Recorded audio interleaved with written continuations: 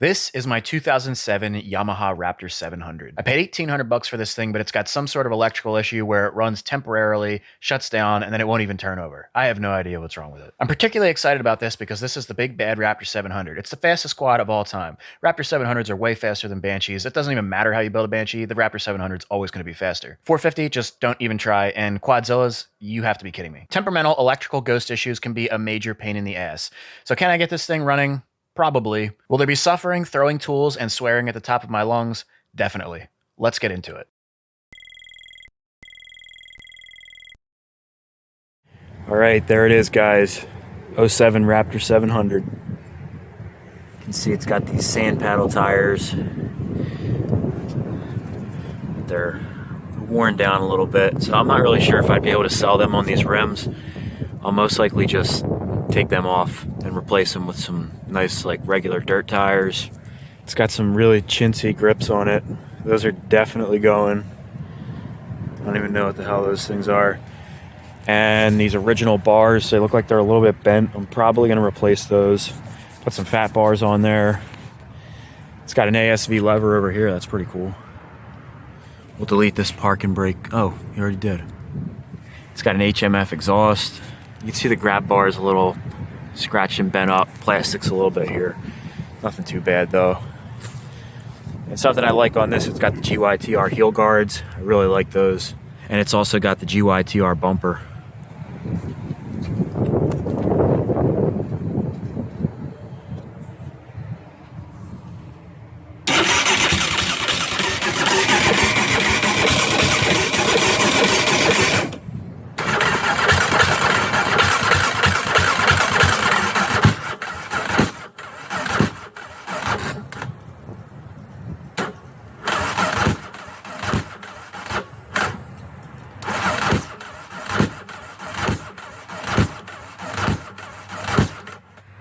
Well, it sounds like it wants to get running. The battery sounds like it's pretty worn out. We'll see if it just needs a charge or whatever. This doesn't even look like it's in here, right? It's probably not even the right battery. I can already see this thing has wiring issues. You can see the guy's using mixed-matched bolts. Our air filter definitely needs to be replaced. You can see back here, some stuff zip tied together. This is the HMF little tuner optimizer that comes with the pipe, I guess. And I mean, that could be the problem. Hopefully not. But I'll be going over all these connections and grounds and everything. This battery here is just not even the battery for this quad. It's not sitting in the battery tray. So that actually really relieves me because chances are it's some kind of stupid connection, bad ground, something like that.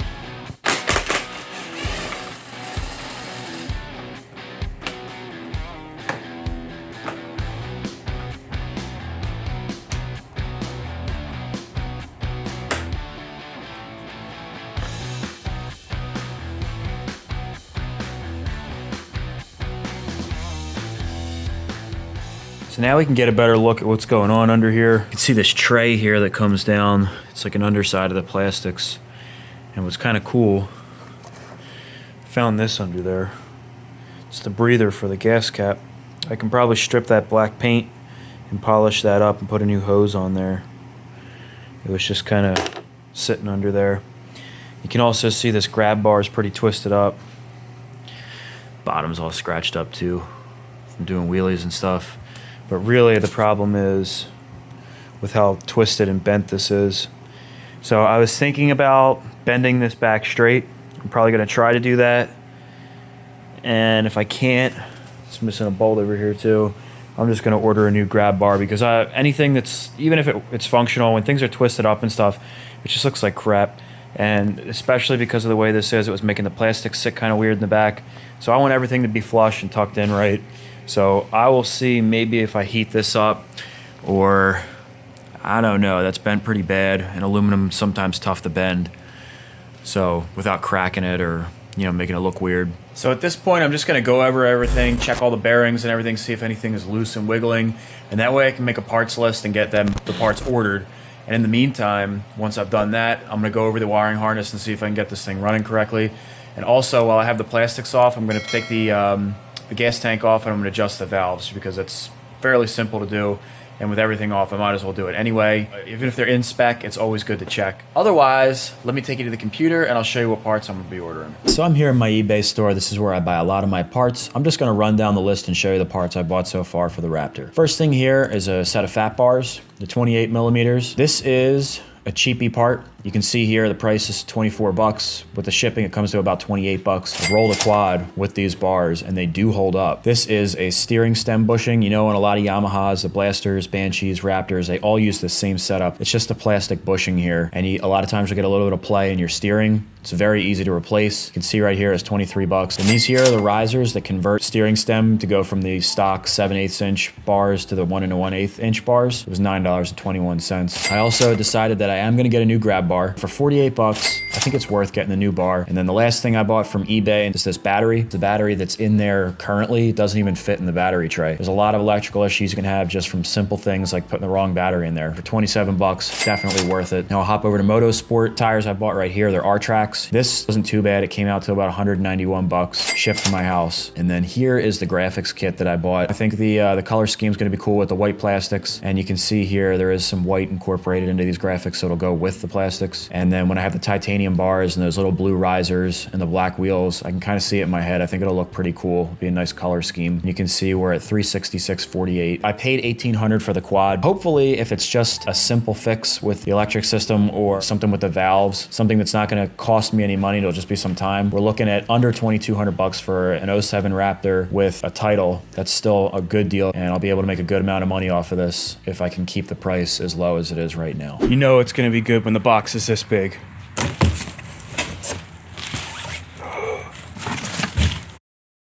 Man, they really squish them down. Holy shit, that's 2 tires. Wow. They are compressed. I've never seen anything like this before. I mean, seriously. I didn't even know that you could compress a tire that much. That's amazing. I'm sure they'll blow up, you know. Can you believe that's an 11-inch wide tire? Wow. I'm gonna take these wheels to my buddy's shop and he's gonna break the bead for me so I can change those tires out. I got the quad up on jack stands right now, so I'm just gonna pop the wheels off and get them ready.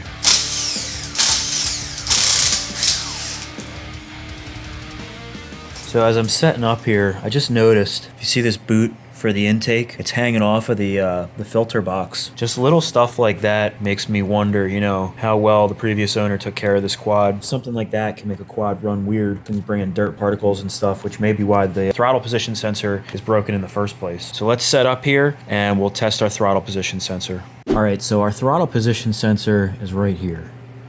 And you can see the holes are slotted. I don't know if you guys can see that.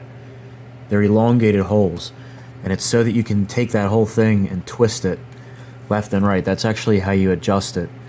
Now I'm hoping that maybe it's just out of spec and that's why it's not working and it doesn't need to be replaced. And to test it, I'll take this sheath off and there's 3 wires coming out of there. So what I'm gonna do is take a multimeter, stick the prong in the yellow cable, and then stick the other prong on the negative of the battery. And then when I twist the thumb throttle, the voltage should slowly increase and slowly decrease, nice and smoothly. If it's bad, there's gonna be some erratic voltage output on this thing. So let's check it out. All right, so I'm here with the quad. I have the ignition on. I have the negative terminal hooked up to the battery. And now I'm gonna stick this probe in the yellow wire. And specifications are supposed to be between 0.63 and 0.73.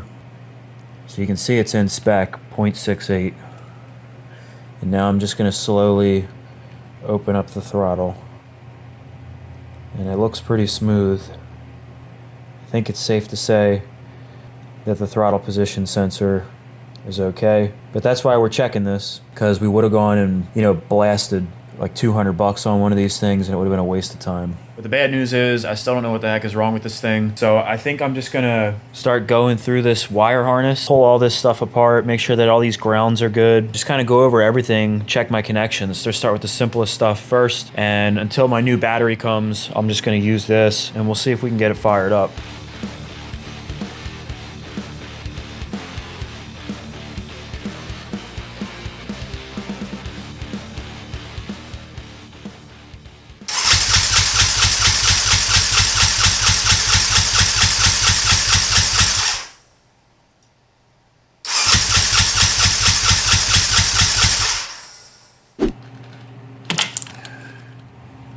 Plug looks wet, so it looks like it's getting some gas.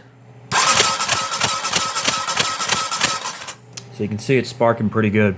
Now, unfortunately, I don't have the right size adapter for my compression tester, so I'm not gonna be able to test the compression, but I really don't think that's the issue here. I think there's some kind of issue either with the timing or maybe the coil, because I noticed that this thing sparks sometimes when I'm not even pressing the ignition. Something's definitely not right, but I don't think it's the compression. So for now, I'm just gonna move on to testing a couple other things, and I might shoot just a little bit of starting fluid in the cylinder before I put the plug back in, just to see if this thing will fire over.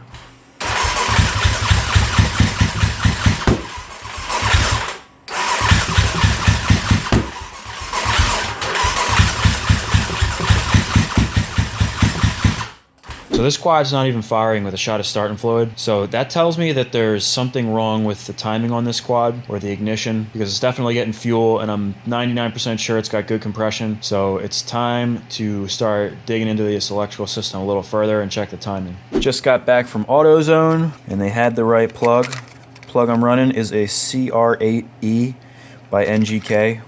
It's the stock plug. So let's throw this thing in there and see if it fires up.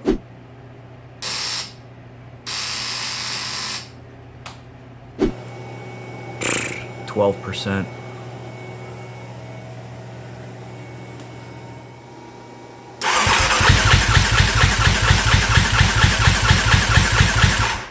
So unfortunately it wasn't the spark plug. So at this point I'm going to strip the gas tank off and I'm also going to adjust the valves. Before I do that though, I'm actually going to take this battery out and I'm just going to run over the wires and everything and look at our connections. Whoever took this battery and tried stuffing it in there did a real chop shop job. You can see they just must have taken some kind of grinder and, you know, tried to cut the battery tray out so that the other battery would fit. A couple bolts are missing here. So it's all stuff I'm going to replace. Just out of curiosity, I'm going to try running this bike without the optimizer and see if it starts. So I'll just unplug this from the harness and put the stock connector back on the fuel pump.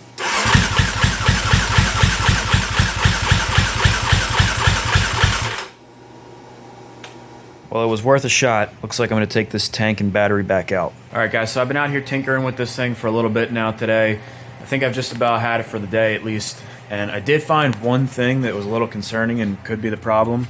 I found a relay that has like a crack in it. I have it right here in the vise, and I was testing it. And I'll show you. It does open and close. Pop that on there. And you'll hear it click. So that works, but that doesn't mean it's a good relay. I already found the relay online for 14 bucks, so I'm going to order that. Unfortunately, I'm not really going to be able to take any further steps in diagnosing the wiring harness. I mean, I can take stuff apart, but I won't be able to test anything without this relay. Since we have to wait for this relay to come in the mail, I figured we might as well get things rolling. So I went ahead, took the handlebars off, and upgraded to fat bars. Put some new grips on there, replaced the upper steering stem bushing, made sure everything was nice and tight. And I also went up to my buddy Matt's shop where we put on the new tires. However, I did have some issues with the back tires seating on the rims because these things were so squished and flattened out. These things just did not want to seat on the bead. I tried using the ratchet method and that just did not work. And what I ended up having to do was the ether method, which is where you take ether, spray it around the bead, and then ignite it. And it actually causes a rapid reaction, which will seat the bead in almost any case. You guys will see it right here.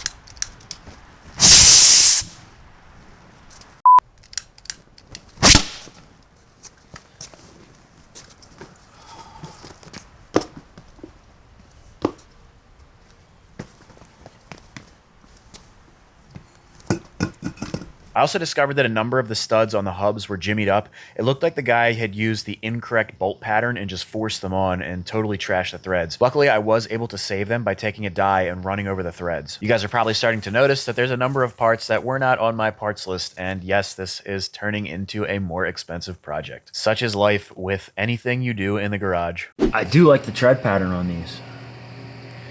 I think it looks pretty sharp. They look pretty aggressive. I like that. So these tires were kind of a pain in the ass. Tough to seat the bead. Then it was tough just putting them on because all those studs. But everything's good now. That's what I do. You take a quad. It's got all these little issues and stuff. You know, the kind of things that are you don't know when you're buying it. A lot of that stuff's overlooked. And that's why I can usually make some money after I sell them, because the quads are in real good shape by the time I'm done with them. And all the stuff that most people either neglect or try to hide from you, you're just not going to get bullshit like that with me. Okay, so let's move on here and knock out a couple easy things. I'm gonna put this parking brake block off on, and you can see here, the parking brake mechanism is actually still on here. That's what I wanna take off. I mean, you could leave it the way it is, but sometimes these things get jammed up. So it's just gonna look cleaner to take that stuff off of there. It's never gonna be used again anyway. And the little blue anodized piece I think looks sharp also. I also put on the brand new Xfr Grab Bar.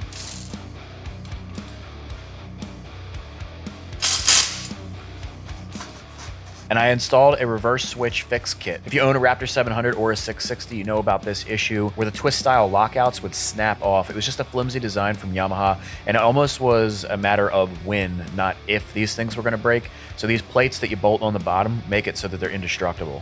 And I also replaced the rear brakes because they were in such bad condition. They were literally probably some of the worst brakes I've ever seen in my entire life.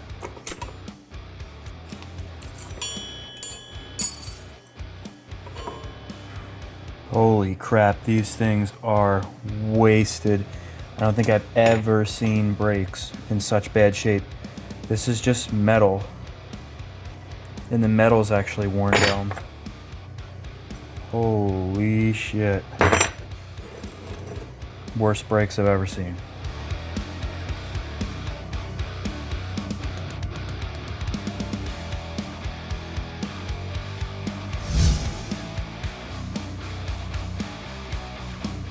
Now let's get this battery out of here that's the wrong size and get the correct one in. You can see the difference in size here. Battery is way too big. Way too big. And I got this for 11 bucks. So I figured, you know, for 11 bucks, I could use the old one, but, you know, why not just get the new one just to clean this bike up and stuff. And then my battery won't fly out when I'm riding, just creating more problems down the road. You can see I have the old one here. This is all hacked out. The rubber grommets are missing. And I do have a special spot for this piece.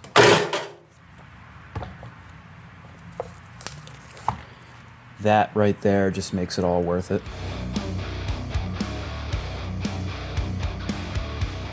So you can see this battery fits in there much better. It's tucked away nicely, and the starter relay actually fits in this little pocket where it was supposed to originally go. That other battery was too tall and the wires weren't long enough to reach down here, so it's just kind of hovering. And then I also replaced, I didn't replace, but you know, these two bolts were missing. So I took a couple bolts from my scrap box, filled those in. So now everything's nice and tight, and you can see how much room that opened up in here. This hose right here was pinched before. Now it's got plenty of room to move around, and that's probably why this air box wasn't even lined up correctly before. There was just too much stuff packed in there. She's coming along pretty nicely. We got the new rubber on there, new bars like I was saying before, put the proper size battery in there, and just cleaning up some odds and ends, tightening stuff. I've noticed a lot of bolts missing, put a new grab bar on there.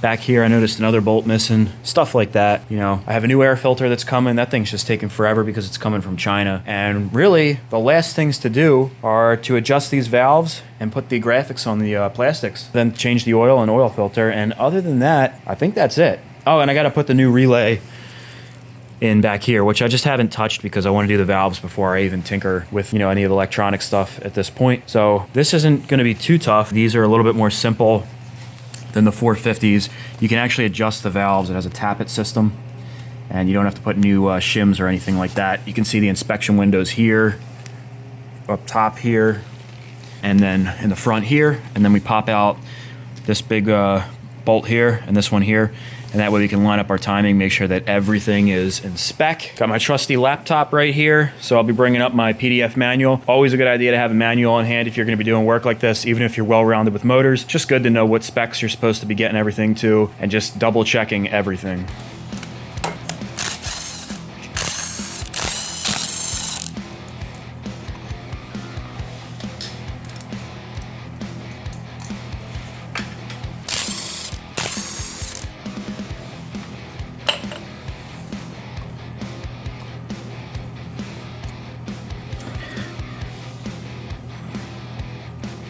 Oh, Jesus. All right, guys, let's get these valves adjusted. Basically, you're gonna throw a 22mm socket onto the crankshaft right here. You spin it counterclockwise, And what we're gonna do, there will be a mark in here. And when it lines up with this little mark on the case, I don't know if you can see that mark. Once they're lined up, that should be at top dead center, the piston. And then up here, this mark should line up with this little mark here. We'll see if our timing chain's on there correctly. All right, so I have this thing lined up perfectly. And up here, you can see these two marks line up also. So I'm not gonna mess with our timing chain or anything. So now we'll come up here, take a thickness gauge, and we'll check what the clearances are on both sides. I can tell already the intake's a lot tighter than the exhaust. So let's check them and see if they're in spec. So the .003 fits, but there's quite a bit of drag on it. So I think these valves are tight. I'm gonna back them up so that the .004 will fit in there.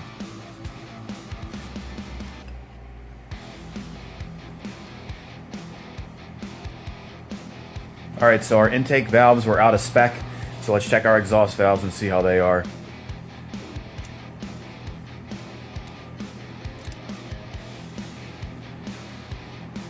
Okay, so all of our valves were out of spec. They were all tight, and I'm actually happy about that because when you find a problem like that, it makes me think that adjusting the valves may actually fix this Raptor.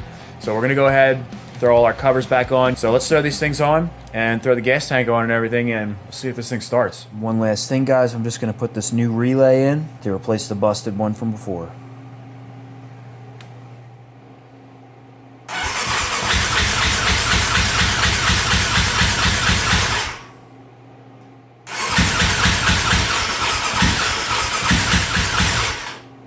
This thing refuses to start. I cannot believe this thing will not start. Starting to run out of ideas here. I will get this thing fixed though. I just got to keep on knocking down more things that it could be. And it's kind of a good thing because, you know, now all these things are going to be in spec. Everything's going to be checked. I'm not really leaving any stone unturned with this thing. Well, as I was struggling to find an answer here, a couple new parts came in. I got a fresh air filter and threw that in the air box, which at my point of hopelessness, I thought maybe even a new air filter would fix it. Just kidding. I also got a compression tester that I had ordered that should fit this quad and went ahead to test the compression.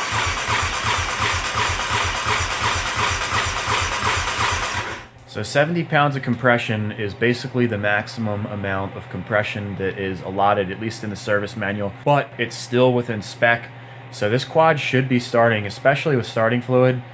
So I'm gonna have to go with something is wrong with the CDI or ECU. So that's what I'm gonna do. I'm gonna go ahead and replace that ECU, and I'll show you right here which one I'm gonna get. All right, guys, so this here is the ECU that I'll be going with. The reason I decided to go with this and not the factory one is because the cheapest OEM one I could find was about 150 bucks used. For another 60 bucks, this is brand new with a warranty. And what I like about this is that it comes with presets for, you know, if you have an exhaust filter or something like that. I'm afraid that that little HMF optimizer box is actually what fried the other ECU. So I'd rather just take that out entirely. Hopefully that will fix the issue. So there it is, 210 bucks. Hopefully this will be it. This is a freaking sweet box. It's like magnetized. It came with a sheath over top of this too. I mean, this is nicer than the case that my Galaxy S8 came in. Right here, if you can see, those are the 10 presets that come with this. I have it set to 6. This thing just has a slip-on, so I went with that. So I am extremely excited and actually pretty nervous to plug this bad boy in and see if this is actually what the problem is keeping this Raptor from running. So let's try it out.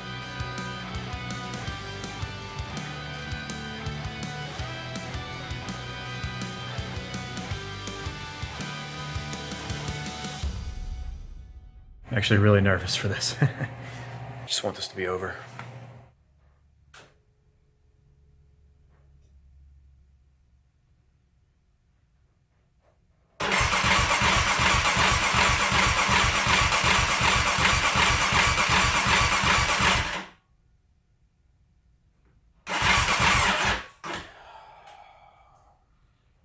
Oh my God, there is still a chance. I forgot to put the spark plug boot on. Plus the battery is super low, so I'm gonna charge it up for a little bit, put the boot on, and try it again.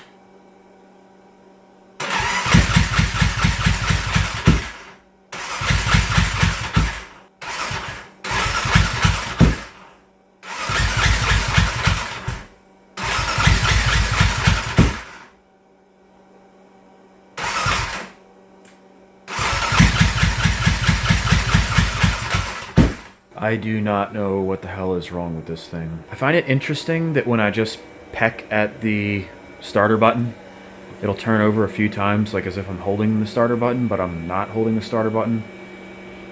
So I'm thinking that maybe something in the starter switch isn't right, but even if that was sticking, because I think it's a simple switch, I don't think that would prevent it from running. I don't know. I'm going to pull the switch apart and see what the hell's inside there. Maybe it's something as stupid as that. As a last-ditch effort, I cleaned up the terminals inside the starter switch, and I removed the tank and completely purged the system of any old fuel. Unfortunately, the result was the same. The last two things I could think of were that something was possibly wrong in the stator or maybe in the rectifier. So I pulled the stator cover off and took a look. I did continuity and resistance tests on the pickup and on the stator itself. I'm not going to bore you with all of the tests, but I'll jump right to the resistance test for the stator. Now right here you can see what the manual calls for. It goes for 0.248 to 0.372 ohms. So, and it says white to white for wires. Now all these wires are white in here. So let's see what we get.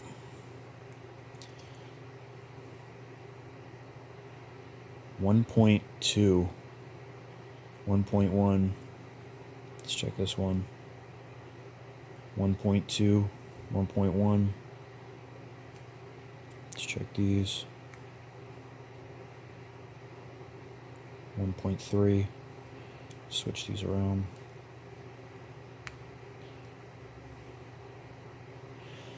Alright, so this is putting out way, it looks like it has way too much resistance. So this stator, I think this stator's bad, which is awesome, because that would explain why we're not getting any ignition. So I'm going to replace this stator, and it comes with a brand new crank position sensor too. But before I go ordering it, I'm going to check the rectifier also, because I noticed that these kits on eBay, they have kits that come with the rectifiers, so that tells me that that might be something that commonly goes bad on these Raptors. So I'm going to real quick check the rectifier right now. Alright, so what we're going to do is take our meter, and we're going to set it to this mode right here. And what we're going to do is go from the positive and the negative. We're going to go to the positive first, the red wire. We're going to take our red. This is the input side. And then we're going to check our output side. And what we're basically looking for is to see if the readings jump around between these prongs. So we got nothing,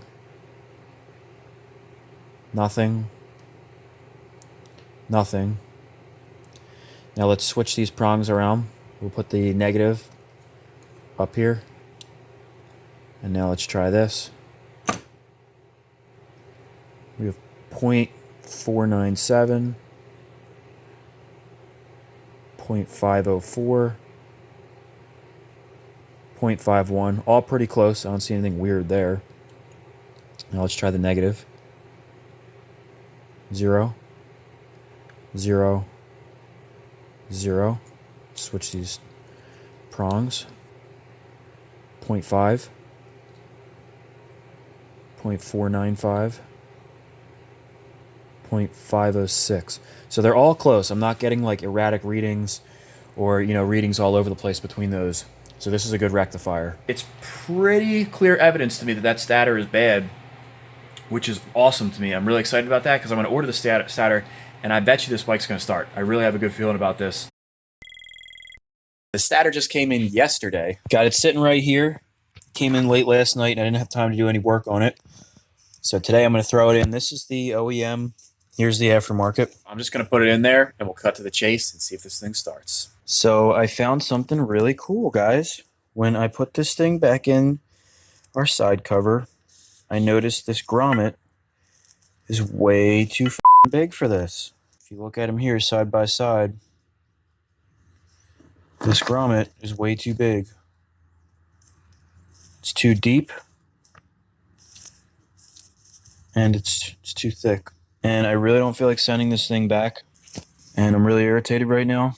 So I'm going to take this little Dremel tool, and I'm just going to shave this area out until it fits, because I really just don't have time to be sending this thing back. And I swear to God, this better be it. I don't even know, man. I'm throwing it back in there. See if I can make it fit, and we'll see what happens. Seriously, just so irritated with this quad.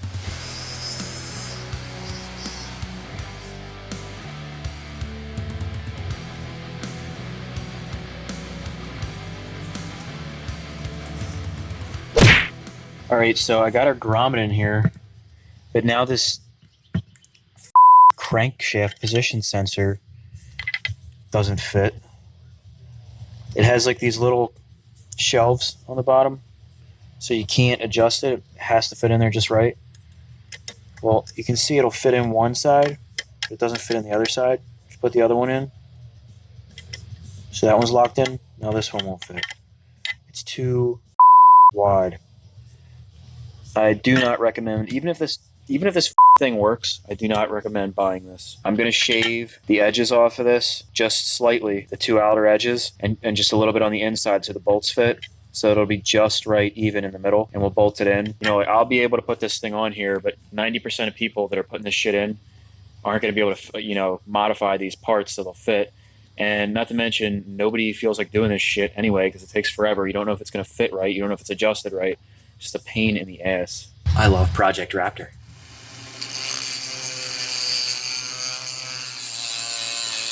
Okay, so it's all on there. It's nice and tight. I managed to make it fit, and, you know, hopefully that'll work. I think it will. Our grommet fit in there nice after I shaved it down. I already put some RTV in there. And I will throw this cover on, put some oil in it, and we'll see what happens.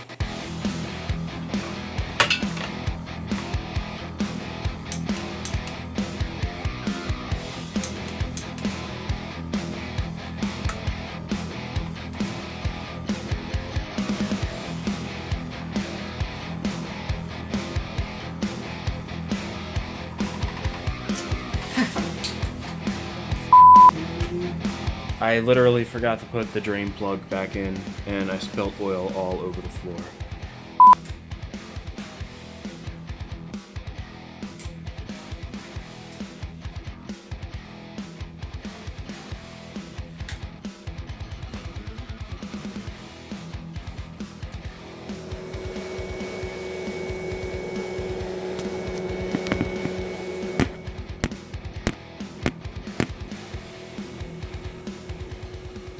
Alright guys, so it is the next day. I had to leave this thing on charge overnight because the battery was just that dead. So let's give it a spin.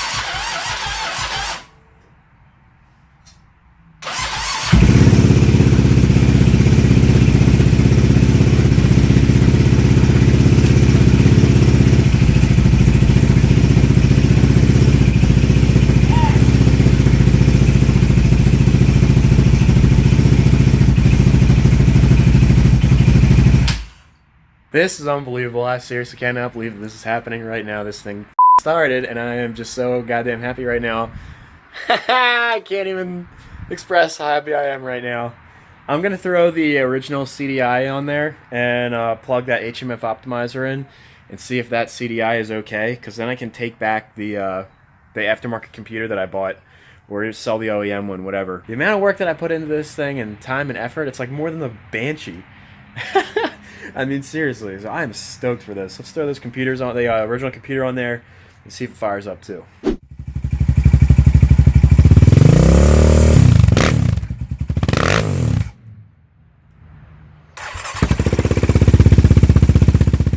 Man, I sure was happy when that thing got running. Unfortunately, this would be a short-lived victory, only to be quickly destroyed by the harsh realities of power sports mechanics. There were two major problems on this Raptor when I bought it. We figured the first one out with the stator, but the second one could not be discovered until actually running the quad. Those sudden shutdowns, even at RPM, are caused by a flat spot in one or both of the crank bearings, or the lower rod bearing. It results in the engine spinning completely free and then suddenly becoming difficult to turn over, and sometimes even seizing to the point where it won't turn over at all. The random hard chugging and then running perfectly fine intermittently is a telltale sign of bad crank bearings. So unfortunately, after all of the diagnosis and work that I did on this thing, it was time to pull the engine apart and do a complete bottom and top end rebuild. It's not all that bad though, because we'll be able to upgrade the piston and take care of a couple other things while we're inside the engine. Plus, we can just check out what's going on in there to make sure that we got a top-notch engine once it goes back in. All right, so here it is. I got it sitting on this stand here. What we're gonna do today is just take the head off. I wanna take the head and the cylinder off, and I wanna see what's going on inside there. I don't even really need to take the cylinder off today, but I'm going to anyway to check the rod and everything. I'm really curious what's going on with that. But really what I wanna do is measure this cylinder and just make sure that it's a stock piston, and that way I'll order the right parts. I wanted to stop to thank you for making it this far in the video. Some of you have been with the channel for a long time, and I wanted to thank you for getting me to where I am. These are some of my super cringy thumbnails from back in the day. If you enjoyed these videos, please consider giving it a thumbs up and also consider subscribing. I've noticed that a large number of my views are coming from people that are not subscribed to the channel. If you're looking to help the channel out and help me reach my goals, please consider hitting that subscribe button. That helps me out a ton, and I'm currently trying to break the 100,000 subscriber mark. This is a huge goal of mine that I've been working at for years, and I would greatly appreciate you subscribing. All right, let's get back to the Raptor 700.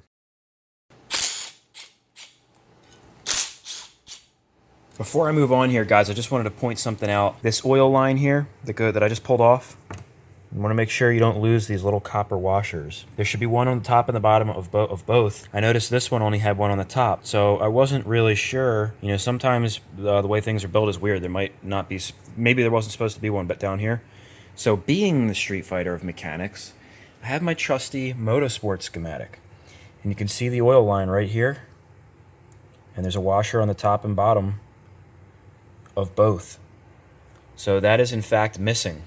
So I will either order up one or see if I have one here at the house, but we'll definitely be throwing one of these copper washers on the bottom oil line. So that means this was taken off.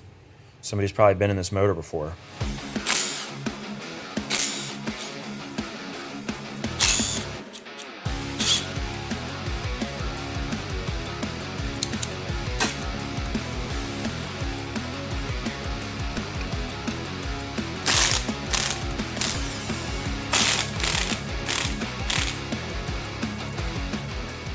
It doesn't look too bad in here. Seems like the cylinder's okay. This looks like the OEM piston. I have a feeling this has been replaced at one point in time. It says 1S3 on there, B. So actually, this might be an oversized piston, because I know they make these things in sizes A, B, and C, sometimes D, and they're all slightly larger than the OEM piston, and it's just to make up for wear in the cylinder. So this thing may actually be an oversized piston, so we might have to order something a little bit bigger just to compensate for that. And here's the head. It really doesn't look too bad. Just a lot of carbon buildup on there.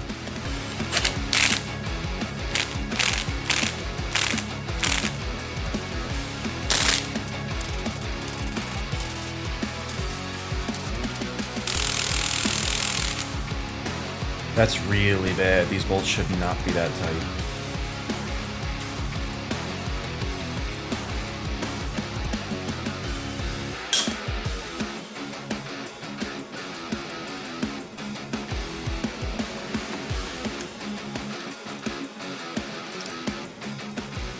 Oh man, so here it is. It's an OEM crank, and you can see it's blued from heat. And check this out. It's not the main bearings. You can see they move, but the rod will not go back and forth. It's the rod bearing at the bottom. Phew.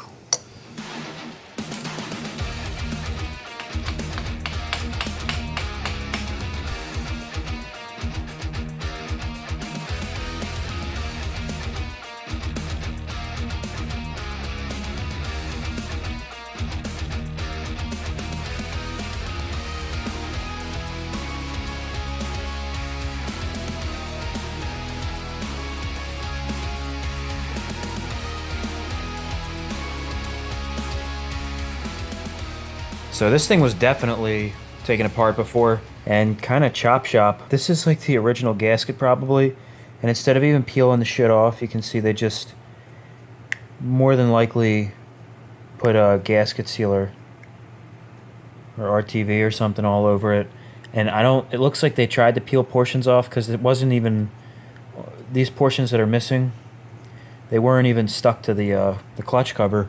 So I think somebody just pulled this cover off and they didn't feel like doing the work to peel away any of this stuff. And instead they just threw a bunch of RTV on, which is really not cool.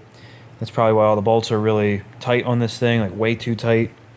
Just bad sign. So it's probably a better idea that I'm rebuilding this motor anyway. So guess I better get back to it.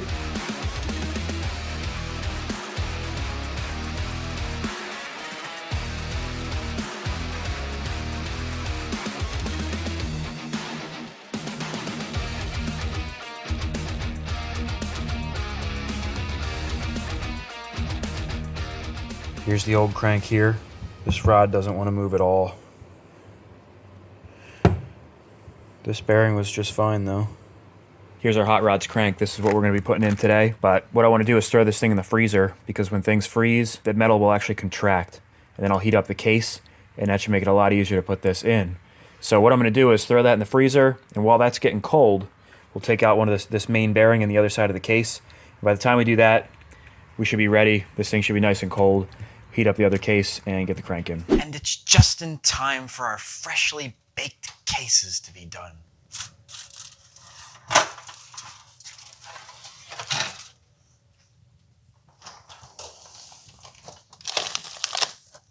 Now we're going to throw our frozen bearing in there. Holy shit. Wow.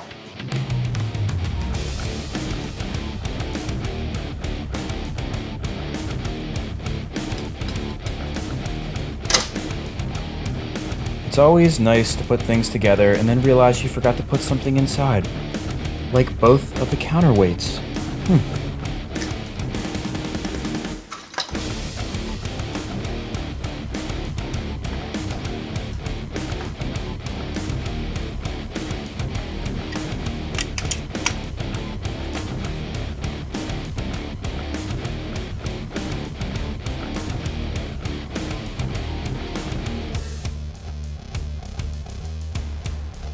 So before we get to oiling these fibers, I just want to explain, we're going to be doing a slight modification here, and it's what a lot of guys call a full fiber mod. So basically how this works, you have your pressure plate here, you pull this off, and then in here you would have all your clutch discs and your fibers stacked on top of each other, and you would pull them all out, and then when you get to the end, there's actually a wire, I have it right here, that wraps around your clutch boss and fits into a hole. And this retains the last clutch fiber and two washers. There's a spring washer and then another washer, and I actually have them on here. I'm gonna pull our boss out and pull these washers off. You have one. Now this one is a spring washer. I don't know if you can see that. And then one more right here that's flat. And on top of those two washers will be a plate that looks like this. And as you can see here, it looks like a normal clutch fiber, but if you compare it to one of the other 7 discs, you can see that it has half of the surface area. This is supposed to allow for smoother clutch engagement, so there's a little bit less of a harshness when you engage the clutch, which can be good for other components in the engine and help them last longer. And I guess it's just a little bit more of a smoother engagement, which is, you know, feels nice, but you do sacrifice some performance and some clutching power from the clutch. What typically happens is this plate gets burnt out first, and then the rest of your clutch pack is wasted. So what a lot of guys do is they scrap this half plate, you get rid of those 2 washers, you don't need this spring anymore, and then what you do is you get an extra full fiber, and which I've already done, and you put 8 full fibers in like a normal clutch would, and you just forget all that stuff over there. So that's what we're going to be doing.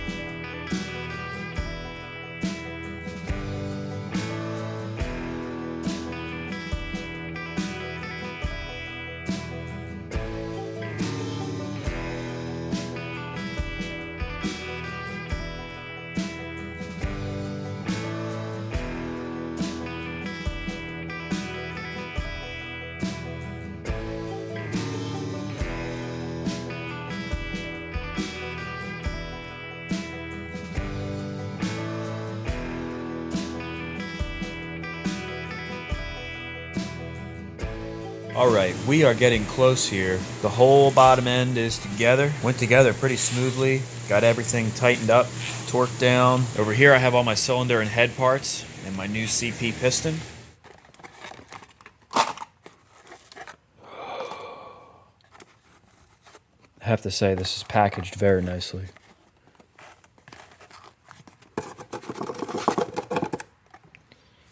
Damn. Whew. It's a pretty looking piston. There it is, 102 millimeter. Really nice. See, I just think that's cool, man. I like pistons. I just think it's a cool, intricate piece. I don't know why. I always thought pistons were cool as a kid. So I have all my rings set. All the gaps are in the correct places. If you're doing this, just make sure you check the manual. Make sure you get them in all the right spots.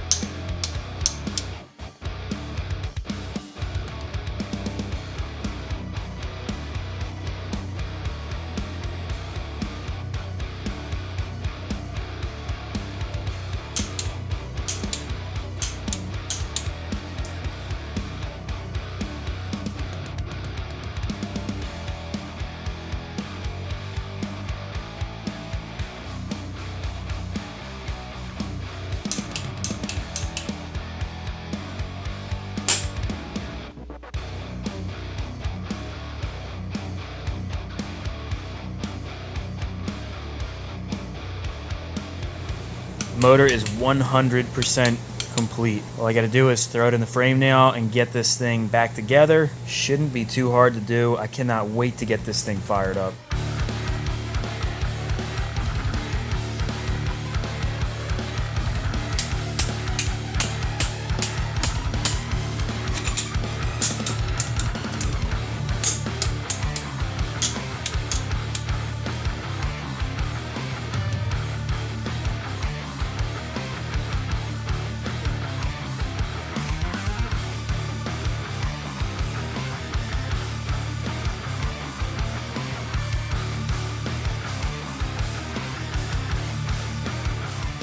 All right, guys, I got this thing all hooked up. I don't have the wires routed yet, and I still have some finishing touches to do, but I have everything together. I have the oil in there. I put the antifreeze in. I don't have the chain on there yet. I just want to see if the thing runs. So I have the battery hooked up. I'm pretty sure I have all my T's crossed and my I's dotted. I think it will start. So let's give it a shot.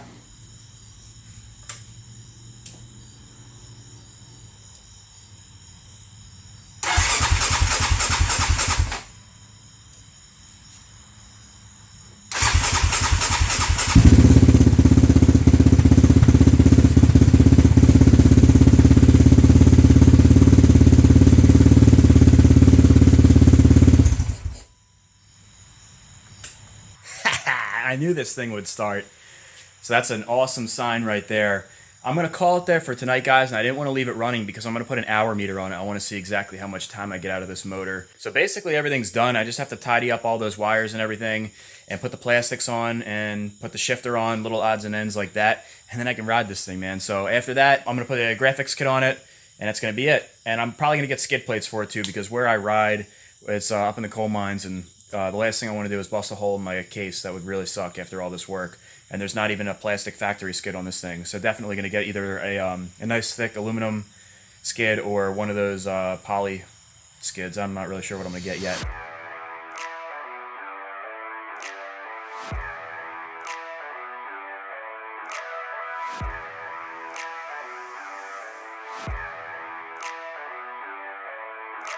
Now before I go any further, I'm going to drill a hole right here to mount our ignition so it'll match the reverse switch on the other side. There'll be a switch on both sides.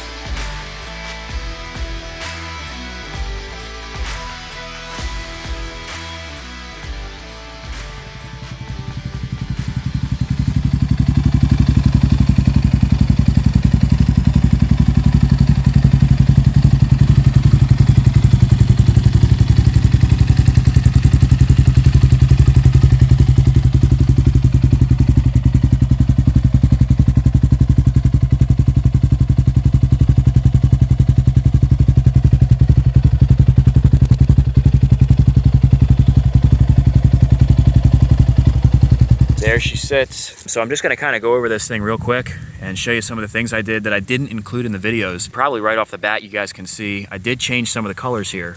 So this here hood was silver. So I went ahead and painted that white to match the plastics. Used bonding primer and special plastic paints and put clear coat on top of it, just like I did with the Banshee cover. And this I decided to do after the fact. I decided to paint the housings of the front headlights white in the same color that I did the radiator to match. And at first I kind of had mixed opinions. I wasn't really sure if I liked the look, but now I've been looking at it for about 2 days and I do like the way it looks. It sets it apart from the crowd. I'm sure that there is somebody else who's painted their housings to match the plastics, something I haven't seen before, so I wanted to try, see what it looks like, kind of set it apart. I installed an hour meter. It's not close enough to the exhaust or portions of the engine that get super hot. I think this thing can handle the heat, and it's not really in the direct line of fire of mud and water. I mean, unless you're going through super deep stuff that you're gonna submerge this thing, but this is also a unit that's sealed, and I think it's gonna be okay. You know, another product that's under 10 bucks. If the hour meter goes, the hour meter goes. It's not the end of the world. This little HMF optimizer box, it was kind of just flopping around back here, which I really didn't like. And you can see I tidied up all of our wires. They're all in the stock locations. And what I decided to do with this, I was originally gonna put a sticky pad on there so it'd be permanent. But to take these plastics off, you actually would have to remove this and then you'd have to take off the sticky pad, which would be a pain in the ass. So I put Velcro on the back. I'm not gonna take it off because it's really tight Velcro and I have it lined up perfect. But if that needs to come off, that can easily be pulled off. And it's 10-pound Velcro, so it's nice and solid. I'm not gonna be going over jumps and that thing will be falling off or anything like that. I really only took this thing around the block one time, but I'll tell you what, when you punch it in first gear or second, whatever, it's got mad torque. The tires are either spinning or the front end's going straight up. My dad took this thing for a spin and he came back and he said he'd have to change his pants. Really has a lot of torque. I love this quad.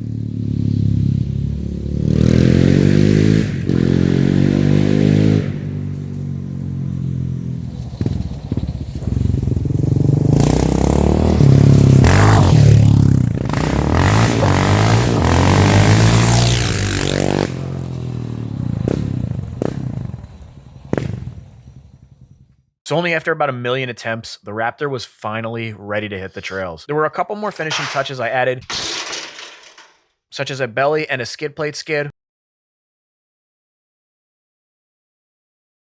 a TM Designworks case saver and chain slider, and I had some issues with the chain that I had on there, so I upgraded to a Renthal chain.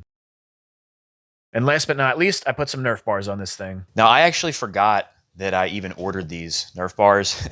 I had them out in the shed and I went out there and I was like, what the heck is in this box? I totally forgot to put these Nerf bars on. I had ordered them with a bunch of other parts and I had just never installed it. Now, I know you guys are wondering what went into this quad price-wise. In the beginning of this project, I had a spreadsheet that was only a few $100s, which is totally unrealistic for the amount of work we did. So luckily, I did make an expense breakdown for this project. All right, so here we are. This is my expense spreadsheet. I believe I have everything included in here. It's possible that I missed 1 or 2 small items. Got the fat bars, the fat bar risers, steering bushing, grab bar, battery, graphics, tires, air filter, parking brake block off, reverse switch fix, spark plug, oil filter, wire relay, ECU. Now this says balance after sold. It was too late to return, so I had to resell it on eBay and I took a loss of 74 bucks. Then we have the stator, our new crank, main bearing, gasket kit, the CP piston, battery tray, timing chain, new chain and sprockets, sprocket bolt, it was missing one in the back, hour meter, chain slide, then the CNC engine plugs, our clutch kit, and I included paint also. So the total for parts is $1,398.64. Now the cost of the quad was 1,800 bucks. So if you include the cost of the quad and the cost of the parts, it's just under $3,200 at $3,198.64. Really not bad for a really nice 07 Raptor with a clean title. The only thing is I have like 1,000 hours into this thing, but that's beside the point. So that's the story of my Raptor 700. If you guys have been with me for a long time, you probably remember following this series. This was a huge learning experience for me. Nowadays, I would have figured this problem out much sooner, but this just goes to show that skill with mechanics and really anything that you do come with time. So the next time you're working on your bike and you can't figure it out, just remember what I went through here, and what's in this video is really just an abbreviation. There were so many long nights and just massively confusing moments where I had totally given up on my ability, but in the end, if you don't give up, there's really no problem on a machine that you can't figure out. This Raptor 700 would be my personal quad for probably about 2 years, and then I would end up selling it to a subscriber who I believe still has it to this day, but I'm not 100% sure. In its entirety, I would say this was a solid bike. There's definitely a couple things I would have done differently if I could do it now, but if you're looking for a solid machine, Raptor 700s really are great for the trails, and you can make them super fast if you do the right mods. So thank you for watching the video. I appreciate all of you guys. We're almost at 100,000 subscribers. So I just want to thank each and every one of you, especially the ones that have been with me since the beginning, who remember this series way back in the day. And also thank you to all the new subscribers. All of the likes, comments, and subscriptions help me out a ton. 2022 is going to be a great year. If you enjoyed this video, please give it a thumbs up and leave a comment below, and also consider subscribing. There's also the option to join if you're looking to support the channel even further. Until the next one, guys, peace out.